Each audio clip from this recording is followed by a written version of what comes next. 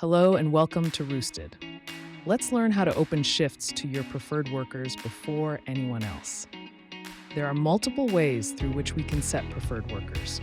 The first way is to manually add preferred workers. The other way is through the client page and accepting client feedback submitted through Client Portal. Here's how you can manually add preferred workers. Here's an open shift. You can see there are available workers listed, and it's currently open to all workers. This means all 72 of those available workers can see and potentially claim the shift. However, if we click on Open to All Workers, we can select our preferred workers. This allows us to open the shift to a smaller, more targeted group. To start, I'm selecting a few of my preferred workers. Workers who are not on this preferred worker list won't be able to sign up for or request this specific shift. There's also an expiration option. This means that on the specified date, the shift will automatically open back up to everyone.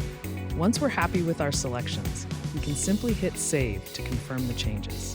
Now it shows open to 8 preferred workers with an expiration date. This means that while we can still manually schedule or invite anyone we want, only those 8 preferred workers can sign up or request this shift until the expiration date. That's how you can use preferred workers to offer shifts to smaller groups first. Check out our other videos for preferred workers. Thanks for watching.